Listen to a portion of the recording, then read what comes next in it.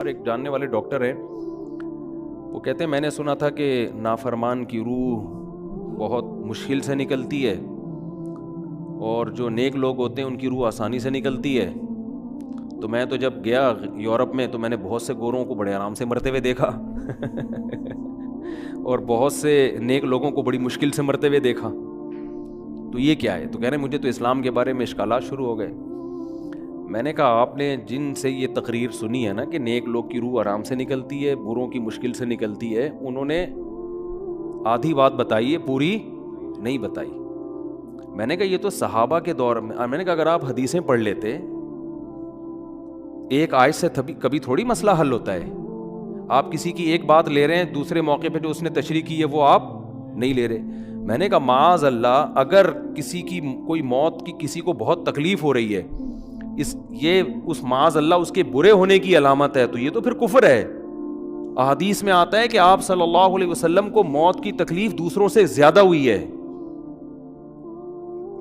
آپ صلی اللہ علیہ وسلم فرمایا اوعکو کما یوعکو رجلان منکم، مجھے بخار میں اتنی تکلیف ہوتی ہے جتنی تم میں سے دو آدمیوں کو ہوتی ہے. آپ پر جب بیماری آتی تھی نا، آپ کو تکلیف دوسروں سے زیادہ ہوتی تھی.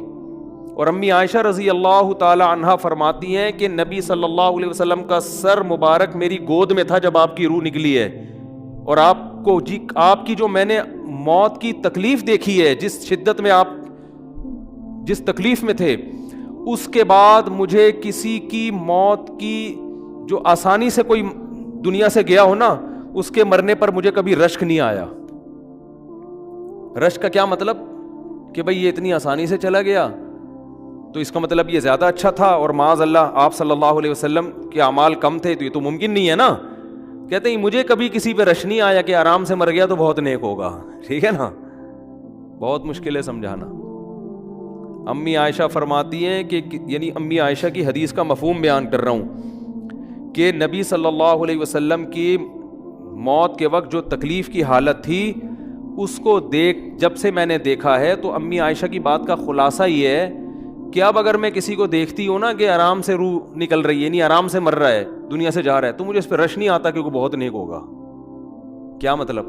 اس کا نیک عمل سے تعلق بولتے کیوں نہیں ہے. لیکن ہمارے ہاں سارا مدار کس پر ہے؟ مرنے کے بعد شکل کیسی ہے اس کی؟ آڑا ترشا ہو گیا تو جہنم میں جا رہا ہے، اس کا مطلب. اور اگر مرا ہوا ہے، دانت کھلے میں، ایسا لگ رہا ہے مسکرا رہا ہے، تو سیدھا کہاں جا رہا ہے؟ او بھائی، اگر خدا نخواستہ کوئی لکوے کا مریض تھا، کوئی فالج کا مریض تھا، وہ تو مرے گا تو اس کا تو بیچارے کا ہوگا تھوڑا سا چہرہ بھی ٹیڑھا ہو سکتا ہے، کچھ بھی ہو سکتا ہے، نیک لوگوں کا بھی ہو سکتا ہے. تو مدار کس پر ہے؟ اعمال پر. اور نیک لوگوں کو بعض دفعہ موت کے وقت ڈبل تکلیف دی جاتی ہے. ایک تو اس لیے دی جاتی ہے، یا تو اس لیے کہ کوئی گناہ ان کا باقی رہ گیا ہوتا ہے. اللہ کیا کہتے ہیں؟ بھائی قبر میں جانے سے پہلے اس کو ہمارے پاس دھلا کے لے کے آؤ، صاف ستھرا ہو کے. اب ہمارے پاس آ رہا ہے تو اب ہم نہیں چاہتے کہ اس کے گناہوں کی گٹھری ہو، اس کو پاک صاف کر کے لے. میں نے بڑے بڑے بزرگ دیکھے جن کو آخری وقت میں بہت مصیبت میں گزری ان کی، یعنی زندگی کے آخری ایام، بیٹیوں کی ٹینشن، کسی بیٹی کو طلاق ہو گئی، وہ گھر آ گئی، کوئی اور مسئلہ ہو گیا، تو بڑی ٹینشن میں آخری وقت. لیکن وہ زبان سے کیا کہتے تھے؟ شکر، کہ یار شاید اللہ تعالیٰ ہمارے گناہوں کو معاف کرنا چاہتا. اولاد کی حدیث میں آتا ہے کہ انسان کو اس کی گھر والی کی طرف سے، اس کی اولاد کی طرف سے، اس کے جسم کی طرف سے تکلیفیں پہنچتی رہتی ہیں اور اس کے گناہ معاف ہوتے رہتے ہیں، حتی لقی اللہ طاہرا مطہرا، جب اللہ کے پاس آتا ہے نیٹ کلین، بالکل گناہوں سے پاک صاف ہو گیا.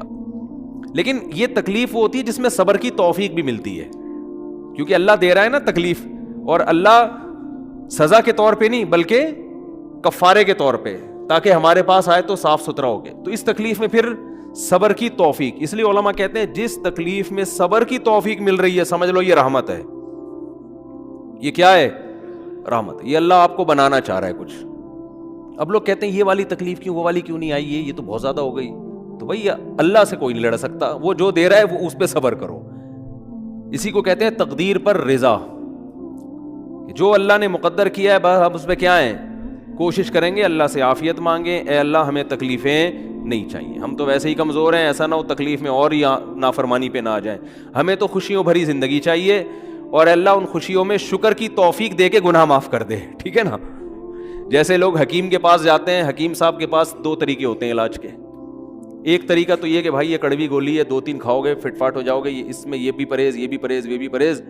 اور ایک طریقہ ہوتا ہے بھائی دودھ جلیبی کھاؤ, علاج لمبا ہو جائے گا, لیکن وہ دوا میں کیا ہے, دودھ جلیبی.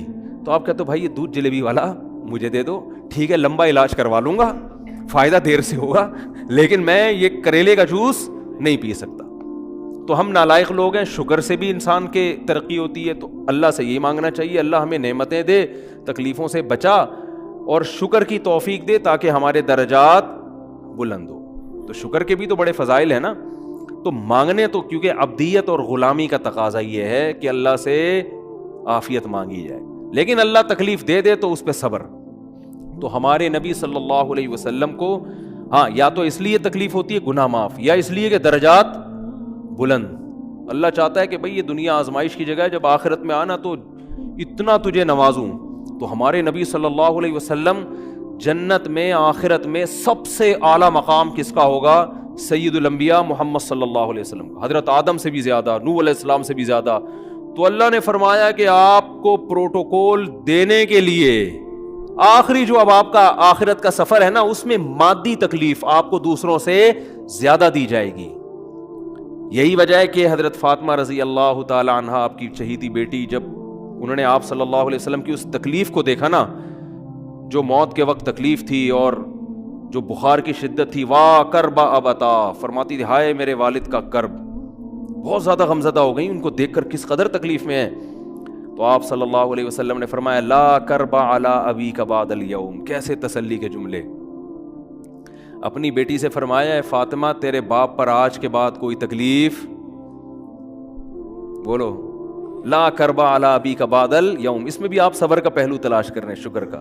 بس یہ اللہ کی طرف سے آخری ہے. آج کے بعد اے میری بیٹی تیرے باپ پر کوئی تکلیف نہیں. اپنی بیٹی کو بھی تسلی دے رہے ہیں کہ غم ہلکا کر, بس یہ اللہ کی طرف سے آخری ہے, آج کے بعد کوئی تکلیف نہیں ہوگی. تو ہمارے ہاں وہ بیچارہ تکلیف سے جا رہا ہے, تو یار دیکھا آ گیا نا سامنے, لوگ کہنے یہ دیکھا, ہم تو کہتے تھے بندہ ہی 2 نمبر ہے, اب آ گیا نا دیکھو کیسے مر رہا ہے. اور پیغمبروں کو تکلیف تو دی جاتی ہے, لیکن کوئی ایسا عیب نہیں ہوتا, ایسی بیماری نہیں ہوتی جو لوگوں میں معیوب سمجھی جاتی ہو. یہ نہیں ہوتا, کیونکہ پیغمبر اللہ کے قاصد ہیں, تو اللہ ان کو ہر لحاظ سے امت کو یہ بتانا چاہتے ہیں یہ میرے رسول ہیں, یہ میرے سفیر ہیں. تو کوئی بھی ایسی چیز جس کی وجہ سے لوگوں کو ان سے نفرت ہو, یا طبعی نفرت جو انسان کے اختیار میں نہیں ہوتی, تو اللہ ایسی بیماری اور ایسی تکلیف سے بچاتے ہیں ان کو. سمجھ میں آ رہی ہے بات؟ لیکن امتی کو ایسی تکلیف ہو سکتی ہے. یہ جو ختم نبوت کے علماء کہتے ہیں نا مرزا غلام احمد بیت الخلا میں گر کے مر گیا, تو بعض لوگ کہتے ہیں وہ تو بیت الخلا میں تو فلاں بزرگ کا بھی انتقال ہوا تھا, فلاں کا بھی بزرگ کا ہو سکتا ہے, پیغمبر کا بیت الخلا میں انتقال بولو نہیں ہو سکتا, کیونکہ پیغمبر کو اللہ ایسے عیب سے بچاتے ہیں جو انسانوں میں عیب سمجھے جاتے ہیں. تو پیغمبر کو ایسی بیماری نہیں ہوتی, جیسے اچھوت کی بیماری ہے کہ کوئی ہاتھ نہیں لگا سکتا اس کو, ایسی بیماری پیغمبروں کو نہیں ہوتی. کوڑ کی بیماری پیغمبروں کو نہیں ہوتی, کیونکہ ایسی بیماری جس سے لوگ گھن کھاتے ہیں, ایسی نہیں. لیکن امتی کو ہو سکتی ہے, امتی کو ایسی بیماری ہو سکتی ہے, اللہ اس کے درجات کیا کرے گا؟ بلند کرے گا اس سے. مجھے ایک واقعہ کسی نے سنایا کہ ایک ہندو تھا, اس کو کوڑ کی بیماری تھی. کوڑ نہیں ہوتا, گوشت گلنا شروع ہو جاتا ہے, تو یہ بیماری پھیلتی ہے. تو اس کے رشتہ داروں نے بالکل الگ کر دیا اس کو, وہیں سے کھانا پھینکتے ایسے کر کے. کہیں تبلیغی جماعت گئی, ان کو پتہ چلا, وہ بیٹھ گئے اس کے پاس جا کے, اس کو کھلا بھی رہے ہیں پلا بھی رہے ہیں. تو وہ بڑا متاثر ہوا, یار سب نے چھوڑ دیا اور مسلمان ہو کے تبلیغ والا تو اکرام کا کوئی موقع الحمدللہ چھوڑتے نہیں ہیں. تو وہ مسلمان ہو گیا اور پھر اس کا انتقال ہو گیا تھوڑے دنوں میں. اب دیکھو اللہ نے جو اس کو کوڑ کی بیماری میں ڈالا, یہ بیماری اس کے لیے رحمت بن گئی کہ نہیں بن گئی؟ تو کفر کی حالت میں کوئی اچھا کام کیا ہوگا اس نے, اس کے بدلے میں اللہ نے اس کو کیا دے دیا؟ کوڑ کی بیماری. اب دنیا کہے گی یار عام کافر جو اچھے کام نہیں کرتے وہ تو فٹ فاٹ گھوم رہے ہیں, اور یہ تھوڑا بہت خیال کرتا تھا, اس کو اللہ نے کیا دے دیا؟ بھائی اس کو دیا اس لیے کہ اللہ کو پتا ہے کہ جی کوڑ میں ہوگا تو تبلیغ والے آئیں گے, اس کی اس کی آؤ بھگت کریں گے اور یہ کیا ہو جائے گا؟ اسلام میں داخل ہو جائے گا. تو اللہ کے کام ہے، یہ اللہ ہی بہتر جانتا ہے. تو بعض دفعہ اللہ تکلیف میں ڈالتے ہیں تاکہ آپ کے گناہ دھل جائیں. تو اس لیے موت کی جو تکلیف ہے نا، اچھا اور عین ممکن ہے کوئی بہت بڑا بدماش ہو، بڑے آرام سے مر جائے وہ، اور مرنے کے بعد ایسی خوبصورت اسکن ہو جائے اس کی، کیونکہ اسکن کی اچھے یا برے ہونے کا تعلق موسم سے ہے جینے، ٹھیک ہے نا. جس کو برین ہیمریج ہوتا ہے تو چہرہ خراب ہوتا ہے، چاہے وہ نمازی ہو. میں نے ایسے پکے نمازیوں کو جن کی نماز کی حالت میں ڈیتھ ہوئی ہے، ان کو دیکھا موت کے بعد ان کا چہرہ کالا ہو گیا. یہ بری بات نہیں تھی، یہ کالا اس لیے ہو گیا کہ برین ہیمریج ہوا، رگ پھٹی ہے تو بلیڈنگ ہونا، اور ہارٹ اٹیک بھی ہوا پھر ان کو. تو ڈاکٹر کہہ رہے تھے ان کو جلدی دفناؤ کیونکہ یہ بہت جلدی ان کا جسم خراب ہو جائے گا. حالانکہ پھر میں نے خواب میں ان کو جنت میں بھی دیکھا. صحیح ہے نا.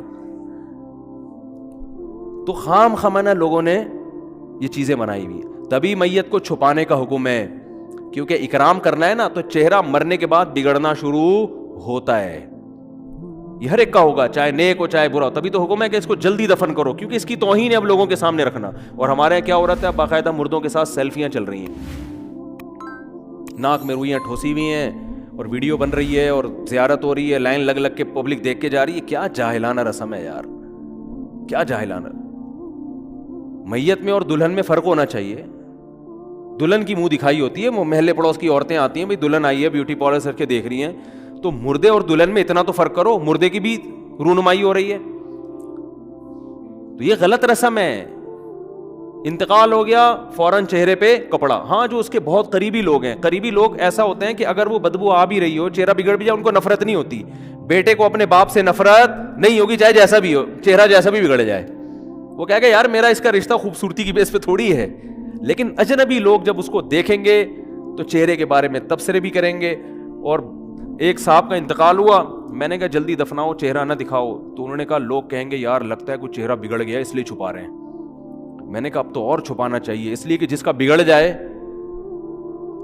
اس کو تو چھپائیں گے تو پھر لوگ یقیناً کہیں گے بگڑا ہوا چہرہ ہے. تو اس رسم ہی کو ختم کر دینا چاہیے. انتقال ہوا فوراً چہرے پہ کپڑا. ہاں بیوی دیکھ سکتی ہے اپنے شوہر کو، یا بیٹے ہیں، یا اس طرح جو بھائی بہن ہیں قریبی وہ دیکھ لیں. باقی پبلک سے چھپا کے اس کو فوراً کیا کرو، دفن. اب تو قبر میں جا کے بھی دکھا رہے ہوتے ہیں. یہ اجمیوں کی گندی رسم ہے، بری رسم ہے. گندی کا لفظ میں نے تھوڑا سا زیادہ سخت استعمال کیا، لیکن مجھے اس سے زیادہ ہلکا لگ نہیں رہا کوئی لفظ. عرب میں ایسا نہیں ہوتا. سعودی عرب میں جو ہے نا، عرب لوگ بہت سی چیزوں میں ابھی بھی اسلام کے بہت قریب ہیں، بڑے خاندان. ہم لوگ چونکہ ہندوؤں کے ساتھ زیادہ رہے ہیں نا انڈیا میں، تو بہت سی چیزیں ہم نے وہاں سے کیا لی ہیں جو مذہبی لوگوں میں بھی آئی ہیں. عرب میں یہ سسٹم نہیں ملے گا آپ کو.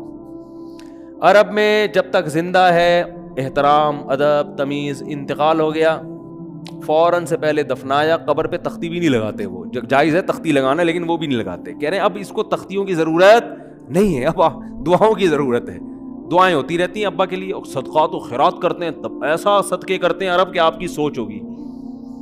ایسی سخاوت ہے عربوں میں، اپنے ابا کے لیے، اپنی اماں کے لیے دعائیں کرتے ہیں.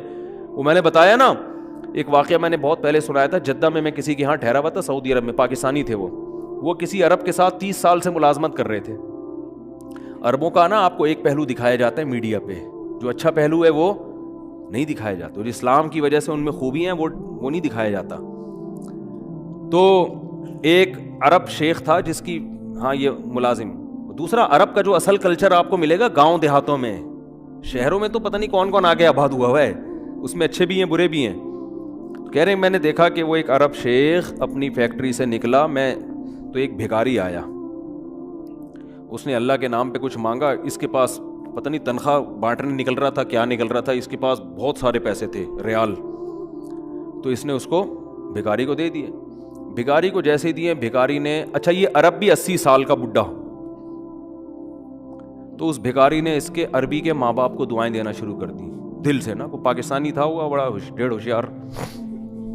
دعائیں دی، اللہ کہہ رہے تمہارے ابا کی مغفرت ہو جائے، اللہ کہہ رہے. تو وہ عرب کو اتنا اچھا لگا، اس نے اور دے دیے. پھر وہ شروع ہو گیا، اللہ کرے تمہارے ابا وہ پھر اور دے دی. کہہ رہے ہیں اتنے پیسے اس بھکاری کو دے دیے. میں نے کہا یار یہ تو لاکھوں پتی بن گیا ہے. سارے پیسے ختم ہو گئے اس کے پاس، اور وہ گھنا دعائیں دیتا جا رہا ہے. وہ جو گھنا تھا نا وہ کیا کر رہا ہے؟ وہ بھی گھنا بن کے طبیعت سے دعائیں دے رہا ہے. وہ رونا بھی آ جاتا ہے پاکستانیوں کو, آپ کو پتہ ہے. تو کہہ رہے ہیں وہ چلا گیا, پیسے ختم ہو گئے. اس عربی نے کہا اگر یہ میرے پاس اور بھی پیسے ہوتے نا, یہ دعائیں دیتا رہتا, میں پیسے. بعض ایسے جذبات ہو جاتے ہیں نا انسان کے کہ اس کو لگتا ہے کہ شاید یہ دعا قبول ہو رہی ہے, بعض دفعہ ایسی کیفیات آ جاتی ہیں انسان کے اوپر. تو وہ پاکستانی تھے جنہوں نے مجھے واقعہ سنا, کہہ رہے ہیں یار ان کے اندر کوئی ان کے قریب رہے نا تو بعض چیزیں ان میں بڑی خاندانی. عربوں میں ماں باپ کا بہت احترام ہے, بہت. جتنے کسٹمر کے ساتھ بدتمیز ہوتے ہیں نا, باپ اور ماں کے ساتھ اتنے ہی اچھا سلوک کرتے ہیں. ایسا نہیں ہے جیسے زبان چلا دی اور یہ کر دیا. باپ بیٹھا ہوگا سب چپ کر کے آرام سے بیٹھے ہوں گے کہ باپ یہ بول بیٹا رہا ہے. ہمارے یہاں بیٹا باپ لگ, میں تو لوگوں سے پوچھتا ہوں یہ پہلے کیوں, کہ مجھے ایسا لگ رہا ہے آپ کا بچہ آپ سے پہلے پیدا ہو گیا, یعنی وہ باپ بنا ہوا ہوتا ہے. ٹھیک ہے نا, باتیں ایسے کر رہا ہوتا ہے کہ جو بیٹا ہے وہ باپ لگ رہا ہے, جو باپ ہے وہ بیٹا لگ رہا ہے. تو خیر کہاں سے کہاں بات چلی گئی, کیا بات کر رہا تھا. ارے یار یہ تو موضوع کو کوئی پکڑ کے رکھے, یہ بہت بڑی جاہل پیر کی بات تو میں نے شروع کی تھی, شیطان ہوا وغیرہ سب ہو گیا. ہاں یہ بات چل رہی تھی کہ موت کی تکلیف اگر کسی کو ہوتی ہے, میں یہ بتا رہا تھا کہ اسلام کی باتیں اللاجیکل بات اسلام نہیں کرتا. ہاں مذہبی لوگ بعض دفعہ ایسی باتیں کر کے لوگوں کو بیوقوف بنا دیتے ہیں, قرآن کی آیتوں کی غلط تفسیر کر لیتے ہیں کہ بھئی وہ اتنی تکلیف سے مرا اس کا مطلب وہ جہنم میں جائے گا, وہ نیک آرام سے مر گیا. تو قرآن و سنت سے ملتا ہے کہ نیک لوگوں کو موت کی تکلیف بہت دفعہ ہوتی ہے, زیادہ بہت دفعہ نہیں بھی ہوتی. اب یہ نہیں کہ کوئی آرام سے مر گیا تو آپ کہیں سیدھا جہنم میں گیا, اس کو تو تکلیف ہی نہیں ہوئی, یہ بھی ضروری نہیں ہے. ٹھیک ہے, اس کو بولیں یہ اللہ کی رحمت ہے, اچھا گمان رکھنا چاہیے نا کہ بھئی یہ اللہ نے پہلے ہی دھلا دیا اس کو. تو یہ جو موت کی تکلیف جس کو قرآن میں آتا ہے نا کہ برے لوگوں کو موت کی تکلیف ہوتی ہے, وہ روح نکلنے کی ہے, کہ جب عالم برزخ کی طرف روح جاتی ہے اور اس کو برزخ کی چیزیں نظر آنا شروع ہوتی ہیں تو پھر روح چاہتی نہیں ہے کہ میں جسم سے جدا ہوں, لیکن فرشتے اس کو کھینچ کے نکالتے ہیں. تو یہ عالم برزخ کی چیز ہے, اس کا اس مادی زندگی سے تعلق نہیں ہے. مادی زندگی میں تو کسی کے یہاں گولی مارو گے نا, ٹھا کر کے گئی نکل گئی مر گیا, اور کسی کو قیمہ بنا کے مارو گے تڑپا تڑپا کے تو تڑپ تڑپ کے مرے گا وہ. مادی زندگی میں کسی کو آگ میں پھینکو گے تو جل کے مرے گا, چاہے نیک آدمی ہو, اور کسی کی گردن اڑاؤ گے تلوار سے تو 1 منٹ میں کیا ہو گیا, ختم. لیکن جو اس کی روح نکل رہی ہے, خدا کے پاس جا رہی ہے, وہ منظر نافرمان کا بہت ہی بھیانک ہوتا ہے, اور نیک آدمی کی روح ایسے پرواز کرتی ہے, وہ اس کی تکلیف ہے. اور اس پہ میں ایک واقعہ بھی سنا چکا ہوں, دوبارہ نہیں سناؤں گا, کہ کیسے دنیا میں بھی اس کے مشاہدات ہوئے ہیں لوگوں کو, کہ کیسے ان کو آخرت کی چیزیں نظر آنا شروع ہو گئی ہیں اور وہ باتیں کر رہے ہیں, باقاعدہ بتا رہے ہیں فروح و ریحان و جنت نعیم. یہ جو قرآن میں آتا ہے نا, فرشتے آتے ہیں اور اس کی روح قبض کرتے ہیں, تو وہ بعض دفعہ اللہ دنیا میں بھی دکھا دیتے ہیں.